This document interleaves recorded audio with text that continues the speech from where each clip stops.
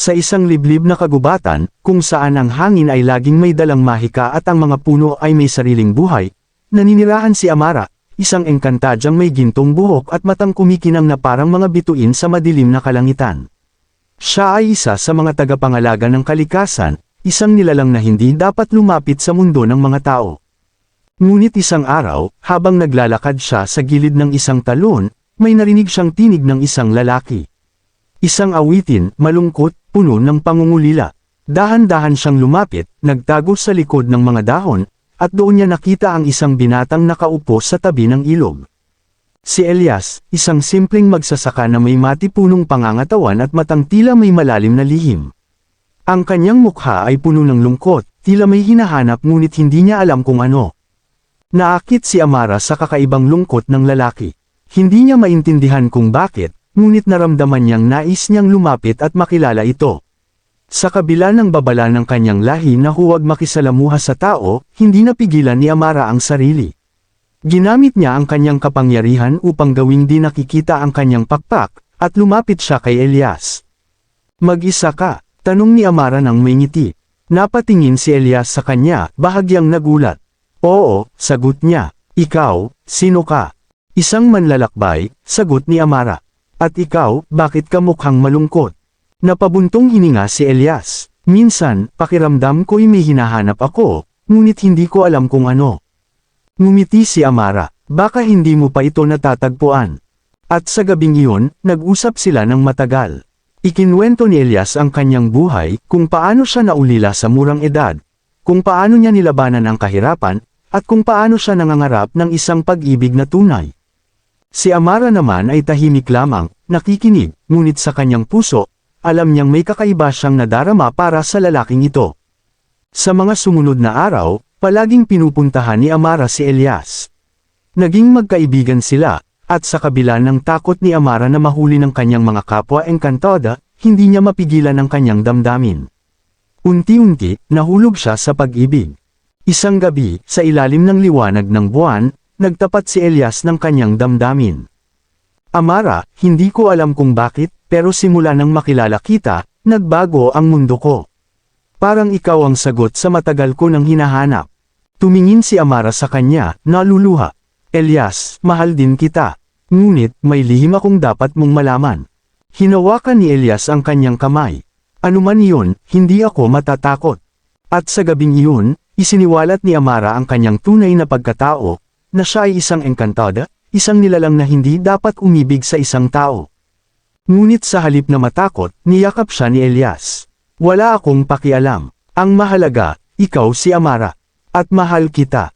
Hindi nila alam na sa dilim ng kagubatan, may mga matang lihim na nagmamasid. Mga matang puno ng galit at takot, mga taong hindi kailanman tatanggap ng isang engkantadang umiibig sa isang tao. Matapos ang pagtatapat ng kanilang damdamin, lalong lumalim ang pag-ibig ni Amara at Elias. Sa bawat araw na lumilipas, palihim silang nagkikita sa may talon, sa loob ng kagubatan na tila naging saksi sa kanilang pagmamahalan. Doon nila nararamdaman ang kalayaan, malayo sa mga matang humuhusga, malayo sa mga batas na pilit silang pinaglalayo. Subalit, hindi lingid kay Amara na ang ginagawa nila ay isang kasalanan sa mata ng kanyang lahi. Ang pag-ibig sa isang tao ay isang bawal na damdamin, isang pagsuwi na maaaring magdala ng matinding kaparusahan. "Amara, hanggang kailan natin itatago ito?" tanong ni Elias isang gabi habang nakasandal siya sa puno at yakap-yakap ang dalaga. "Hindi ko alam, Elias," sagot ni Amara habang nakatitig sa bituin. "Pero alam ko lang, hindi ko kayang iwan ka." Ngunit sa kabila ng tamis ng kanilang pagmamahalan, may panganib na unti-unting bumabalot sa kanila. Isang gabi, habang bumabalik si Amara sa kanyang kaharian sa kagubatan, nasalubong niya si Lavina, isa sa matataas na engkantada na siyang tagapagbantay ng kanilang lahi. Ang kanyang mga mata ay puno ng pagdududa habang nakatitig kay Amara. "Saan ka nang galing, Amara?" Malamig ang tinig ni Lavina. Napasinghap si Amara. Alam niyang hindi siya maaaring magsinungaling sa kapwa niya engkantada. "Ako, naglalakad-lakad lamang," sagot niya. Ngumiti si Lavina, ngunit sa likod ng ngiti niya ay may halong pagsisiyasat. "Naglalakad-lakad, o may ibang dahilan?" Saglit na natahimik si Amara. Lavina, hindi ko nais makipagtalo. Kailangan ko nang bumalik. Huwag mong kalilimutan ang batas natin, Amara, paalala ni Lavina. Kapag ikaw ay nahuli sa isang bagay na ipinagbabawal, alam mo kung ano ang kapalit. Nang makaalis si Lavina, nakaramdam ng kaba si Amara. Alam niyang hindi niya ito maaaring itago ng habang buhay. Alam niyang may mga mata nang nagmamasid sa kanya. Samantala, sa kabilang panig ng mundo ng mga tao, may mga usap-usapan na nagsisimulang kumalat sa nayon ni Elias. Ano raw? Nakakita si Mateo ng isang magandang babae sa kagubatan na may mahiwagang aura. Bulong ng isang matandang babae sa palengke. Oo, at ayon kay Mateo, hindi ito ordinaryong babae. Napansin niyang parang kumikinang ang balat nito sa ilalim ng liwanag ng buwan. Encantada, sigaw ng isang lalaki. Baka ito'y may dalang sumpa. Habang lumalalim ang gabi, lalong lumalawak ang takot at hinala ng mga tao. Sa kanilang mga puso, ang isang engkantada ay isang panganib, isang nilalang na maaaring magdala ng kasawian sa kanilang buhay. Ngunit hindi ito alam ni Amara at Elias. Sa gitna ng kagubatan, sa ilalim ng liwanag ng buwan, pinapangarap nila ang isang hinaharap na wala ng pagtatago. Hindi nila alam, ang kanilang lihim ay hindi na nananatiling lihim. Lumipas ang mga araw, at lalo pang lumalim ang ugnayan ni Amara at Elias. Sa tuwing magtatapos ang araw, palihim silang nagkikita sa tabi ng talon, malayo sa mga matang maaaring humusga sa kanilang pag-iibigan. Subalit sa kabila ng kanilang kasiyahan, hindi mawaglit sa isipan ni Amara ang mga sinabi ni Lavina. Alam niyang hindi magtatagal ay may mangyayaring hindi maganda. Isang gabi, habang magkayakap sila ni Elias sa ilalim ng isang malaking puno, biglang lumamig ang paligid. Napansin ni Amara ang kakaibang simoy ng hangin, hindi ito natural. May mahika sa paligid. Elias, kailangan mong umalis, bulong ni Amara habang mas hinigpitan ang kapit sa kanyang kasintahan. Bakit? Anong nangyayari? Nag-aalalang tanong ni Elias. Hindi tayo ligtas dito ngayon. May nararamdaman akong presensya, sagot ni Amara. Ngunit huli na ang lahat. Mula sa likod ng mga puno, lumitaw si Lavina kasama ang dalawa pang engkantada. Ang kanilang mga mata ay malamig at puno ng pang-uusig. Amara, pinaghihinalaan na kita, at ngayon ay napatunayan kung tama ako, malamig na wika ni Lavina. Sumusuway ka sa batas ng ating lahi. Hamarang si Elias sa harap ni Amara. Anong gusto ninyong gawin sa kanya? Tiningnan ni Lavina si Elias mula ulo hanggang paa. Ikaw ang dahilan ng pagsuwi niya. Isa kang mortal, hindi mo nauunawaan ang panganib na dala ng inyong pag-iibigan. Hindi ko siya iiwan, matigas na sagot ni Elias. Napangisi si Lavina. Kung ganoon, kailangang malaman ng buong kaharian ang kataksilan ni Amara. Mabilis niyang iniangat ang kanyang kamay at bumigkas ng isang mahikal na orasayon. Agad na lumitaw ang isang nakakasilaw na liwanag, at bago pa man makagalaw si Amara, bigla siyang binalot ng isang mahiwagang tanikala ng enerhiya. Napasigaw siya sa sakit.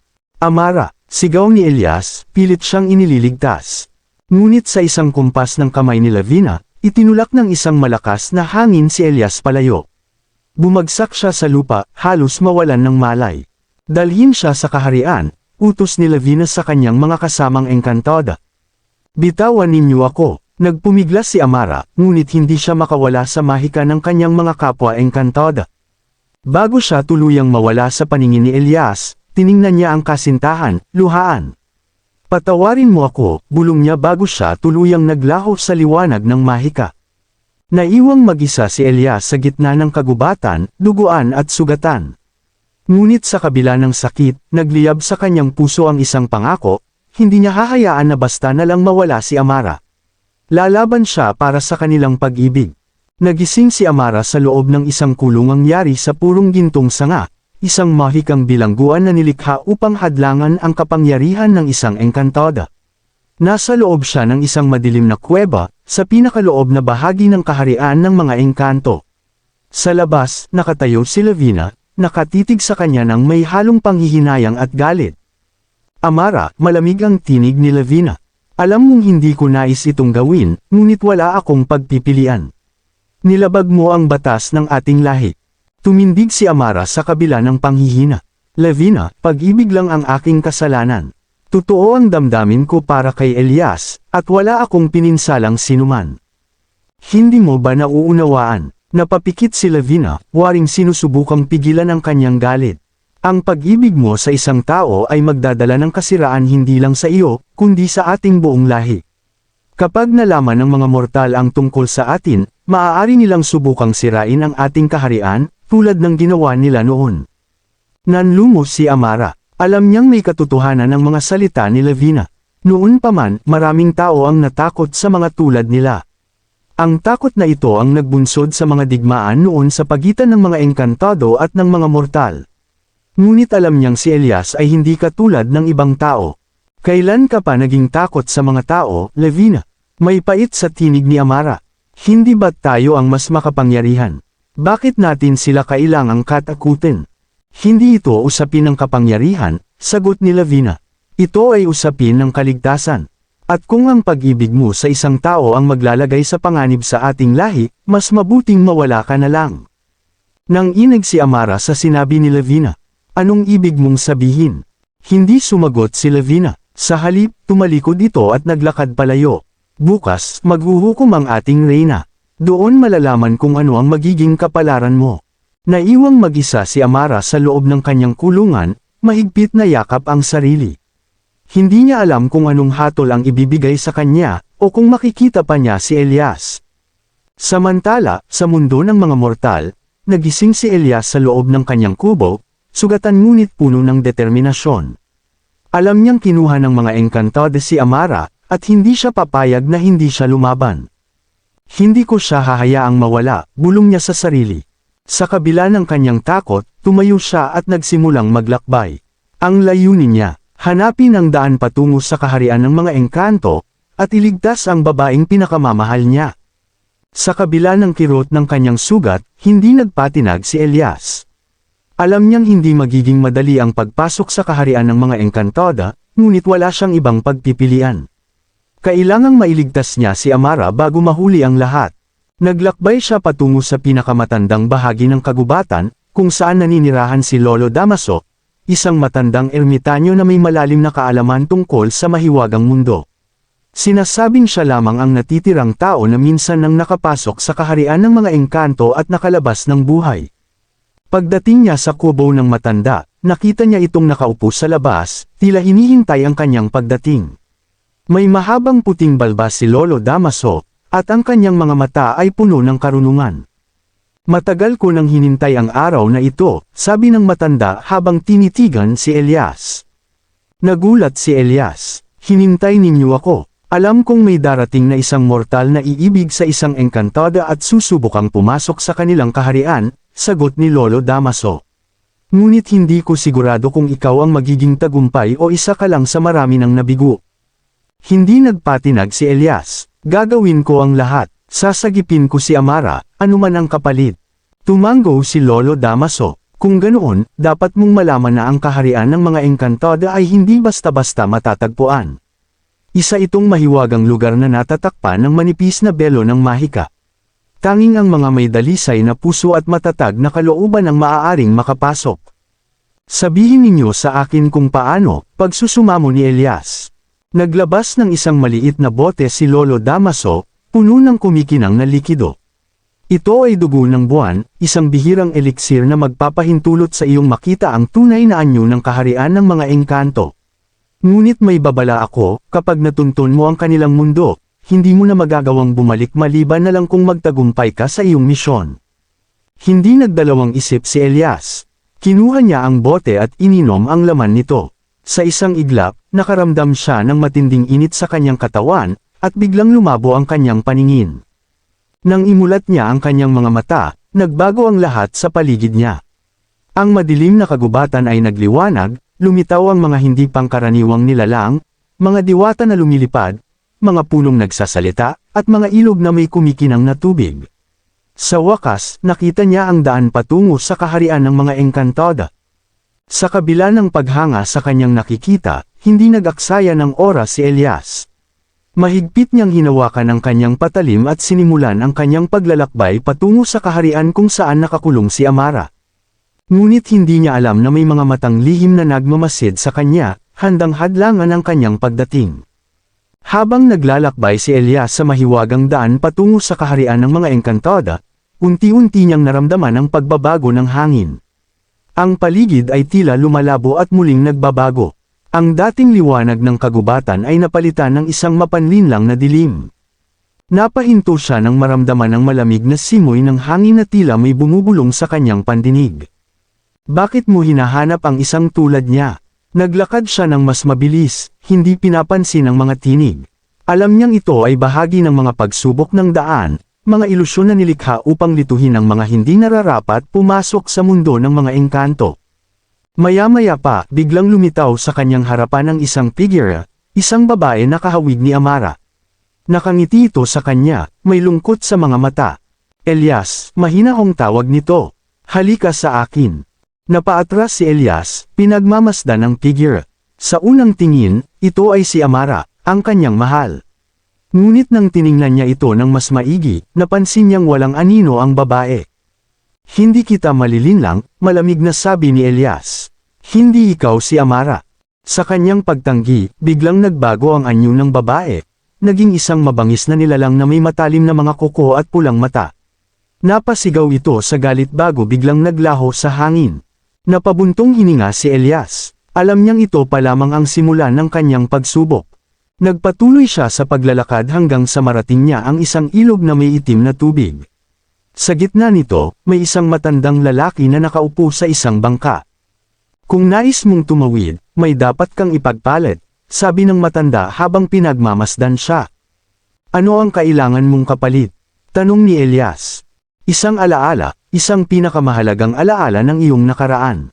Kapag isinuko mo ito, hindi mo na ito muling maaalala kailanman. Napalunok si Elias. Alam niyang hindi niya maaaring sayangin ang oras. Pumikit siya at hinayaang bumalik sa kanyang isipan ang isang alaala, ang huling araw na kasama niya ang kanyang ina bago ito namatay. Ang yakap nito, ang init ng pagmamahal na iniwan sa kanya. Habang lumuluha, tumanggaw siya. Tatanggapin ko. Sa isang iglap, nakaramdam siya ng kakaibang pagkawala. Hindi na niya maalala ang mukha ng kanyang ina. Ngunit hindi siya nagdalawang isip. Tinawid niya ang ilog patuloy sa kanyang misyon. Sa di kalayuan, natatanaw na niya ang gintong tarangkahan ng kaharian ng mga Encantada. Ngunit hindi pa rin siya ligtas dahil sa loob ng kaharian, may mga naghihintay na hadlang na mas matindi pa sa mga ilusyon sa daan. At sa kanyang kinaroroonan, si Amara ay patuloy na nakapiit, naghihintay, umaasang si Elias ay darating upang iligtas siya bago mahuli ang lahat. Sa wakas, nakarating si Elias sa harap ng gintong tarangkahan ng kaharian ng mga Encantada. Napakaganda ng tanawin, ang langit ay puno ng kumikislap na mga bituin, at ang mga puno ay may gintong dahon na kumakanta sa ihip ng hangin. Ang hangin ay puno ng mahika, at ang lupa ay tila lumiliwanag sa bawat hakbang niya. Ngunit hindi niya maaaring humanga sa kagandahan ng lugar. Ang mahalaga ay si Amara, ang babaeng pinakamamahal niya. Nang lumapit siya sa tarangkahan, dalawang mataas na nilalang na may mahahabang pilak na baluti ang hamarang sa kanya. Ang kanilang mga mata ay kumikinang, at ang kanilang mga tinig ay malamig at puno ng awtoridad. Walang mortal na maaaring pumasok sa kaharian ng mga Encantada, sabi ng isa. Umalis ka habang may pagkakataon ka pa, dagdag ng pangalawa. Humugot ng malalim na hininga si Elias at inilagay ang kamay sa kanyang dibdib. Hindi ako aalis hanggat hindi ko iligtas si Amara. Nagpalitan ng tingin ang dalawang bantay. Tila hindi sila naaapektuhan ng tapang ni Elias. Ngunit bago pa nila siya maitaboy, biglang lumitaw ang isang engkantadang may puting balabal, si Lavina. Huwag siyang papasukin, matigas na utos nito. Isa siyang panganib sa ating lahi. Nasaan si Amara? Sigaw ni Elias. Napangisi si Lavina. Hindi mo siya makikita. Bukas, ihaharap siya sa reyna upang pagdesisyonan ng kanyang kapalaran. At ikaw, mortal, ay wala ng bahagi sa kanyang buhay. Hindi na napigilan ni Elias ang kanyang galit. Hindi ninyo maaaring hadlangan ang aming pag-ibig. Hindi ninyo maaaring ipagkait sa kanya ang kalayaan niyang pumili.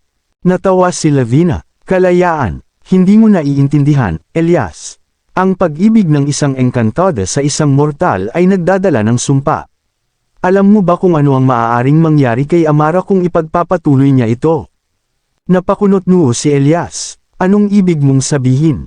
Ang bawat engkantadang umiibig sa isang mortal ay nanghihina, sagot ni Lavina. Unti-unting nawawala ang kanilang kapangyarihan, at sa huli, maaari silang maglaho sa mundong ito. Nagulat si Elias sa revelasyong iyon. Hindi ito kailanman sinabi sa kanya ni Amara. Totoo ba ito? Tanong niya. Hindi ko kailangang magsinungaling, sagot ni Lavina. Kung tunay mong mahal si Amara, aalis ka na ngayon. Dahil kung ipaglalaban mo pa siya, maaaring ikaw mismo ang maging dahilan ng kanyang pagkawasak. Nayanig ang damdamin ni Elias. Hindi niya alam kung ano ang kanyang gagawin. Totoo bang inilalagay niya sa panganib si Amara sa halip na sagipin ito? Ngunit bago pa siya makapagdesisyon, isang pigil na tinig ang umalangaw mula sa loob ng tarangkahan. Elias, napalingon siya. Sa kabila ng gintong rehas, nakita niya si Amara, mapatla, mahina, ngunit puno ng pananabik sa kanyang mga mata. Nagkatinginan sila, at sa isang saglit, nawala ang lahat ng pagdududa sa puso ni Elias. Hindi niya maaaring iwan si Amara. Hindi niya hahayaang mawala siya. Kahit ano pa ang kapalit. Nagpupumigla si Amara mula sa mahikang iginapos sa kanya. Bagamat nanghihina, hindi niya maitatangging nag-uumapo ang kanyang puso sa tuwa nang makita si Elias sa labas ng tarangkahan. Ngunit kasabay nito ay ang matinding takot, alam niyang hindi siya basta-bastang pakakawalan ng kanyang lahi. Elias, muling sigaw ni Amara, pilit inaabot ang kanyang mga kamay sa pagitan ng gintong rehas. Amara, huwag kang mag-alala, ililigtas kita. Sagot ni Elias, ngunit bago pa siya makalapit, itinulak siya ng isang malakas na puwersa. Tumilapon siya pabalik, damyugo ang kanyang labi.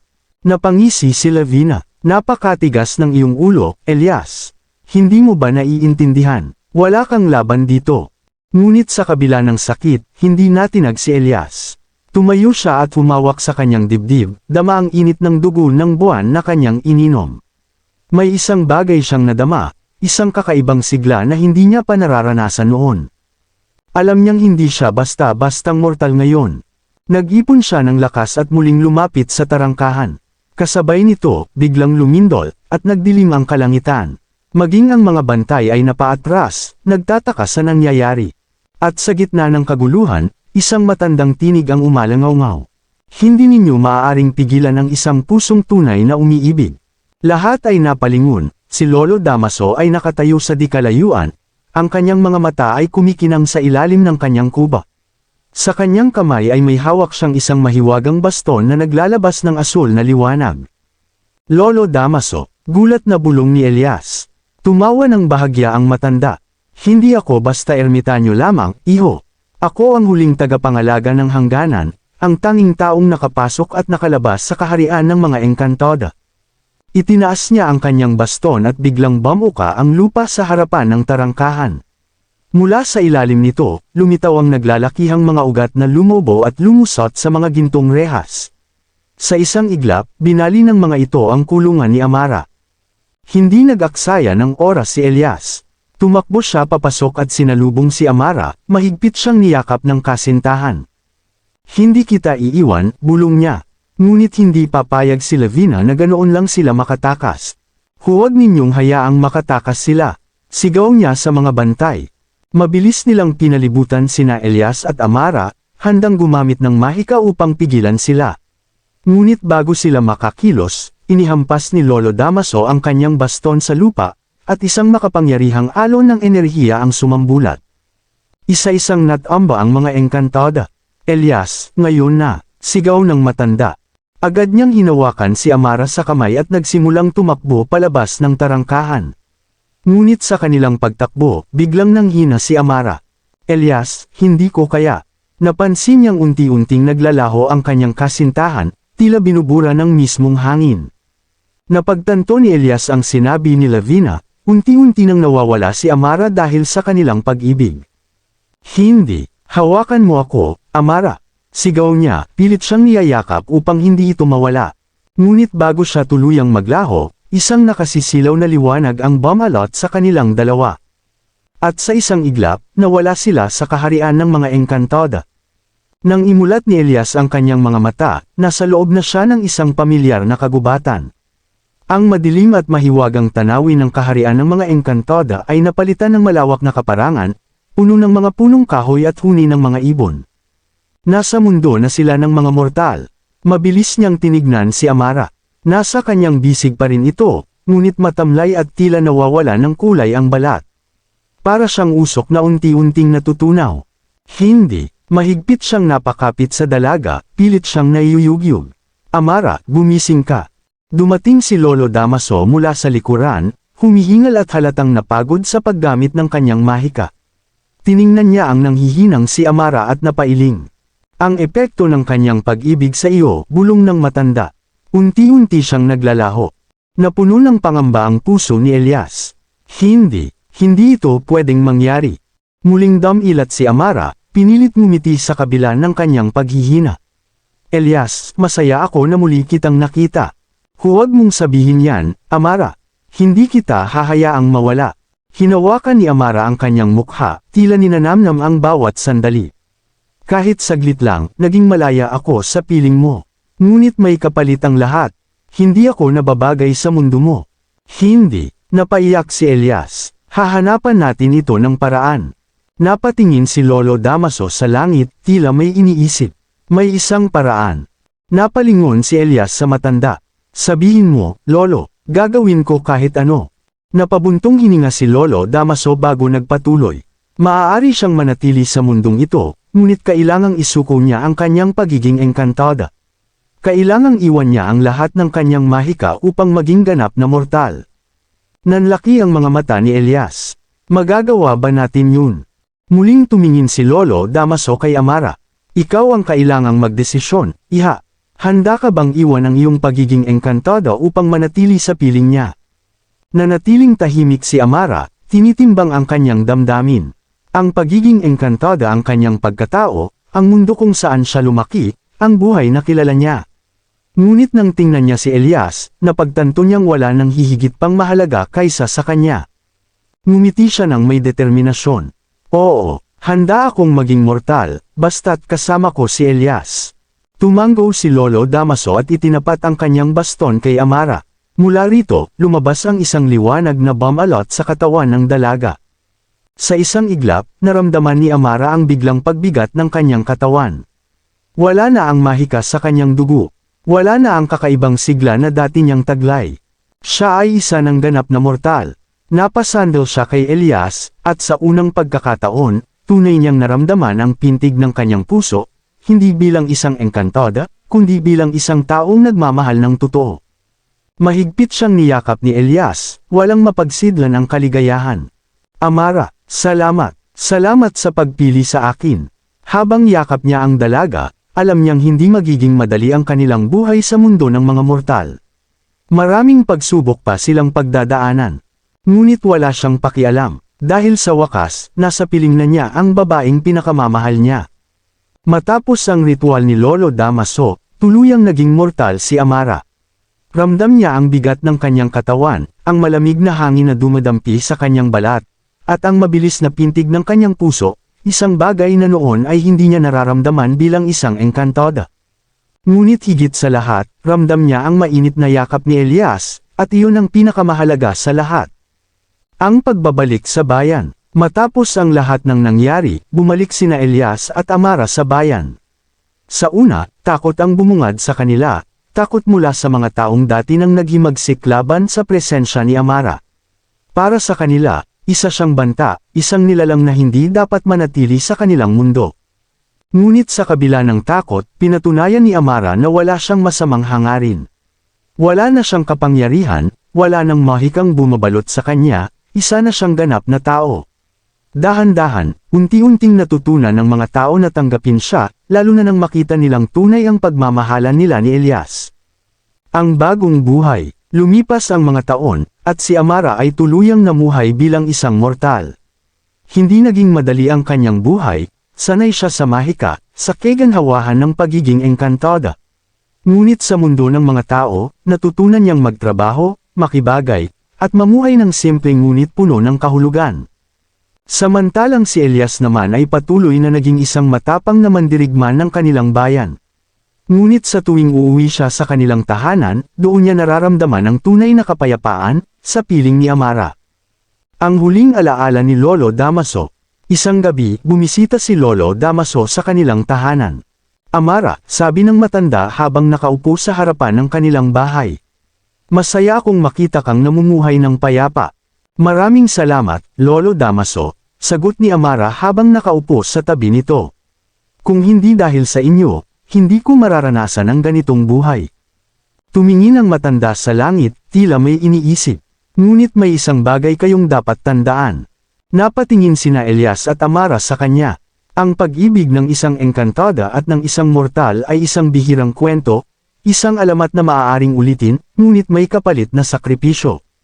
Ang inyong kwento ay magiging bahagi ng kasaysayan, isang paalala sa iba na ang tunay na pag-ibig ay walang hangganan, walang kinikilalang lahi o mundo. At sa gabing iyon, nawala si Lolo Damaso ng walang palem. Isang mahiwagang hangin lamang ang dumaan, at alam nilang tinapos na ng matanda ang kanyang misyon. Ang alamat ng engkantada at ng mortal. Makalipas ang maraming taon, ang alamat nina Elias at Amara ay patuloy na ikinukwento sa mga kabataan. Sinasabing minsan, may isang engkantadang umiibig sa isang mortal, at sa kabila ng lahat ng pagsubok, pinili nilang manatili sa isa't isa. Sa tuwing sasapit ang gabi, at ang buwan ay nagliliwanag sa kalangitan, sinasabi ng matatanda na ang kanilang kwento ay hindi pa tapos, na ang pag-ibig nila ay nananatiling buhay sa puso ng bawat taong naniniwala na ang tunay na pag-ibig ay walang hanggan. At sa gitna ng isang maliit na tahanan, may mag-asawang masayang namumuhay, isang dating mandirigma at isang dating engkantada, pinapatunayan sa mundo na walang sinuman, mortal man o hindi, ang makakahadlang sa tunay na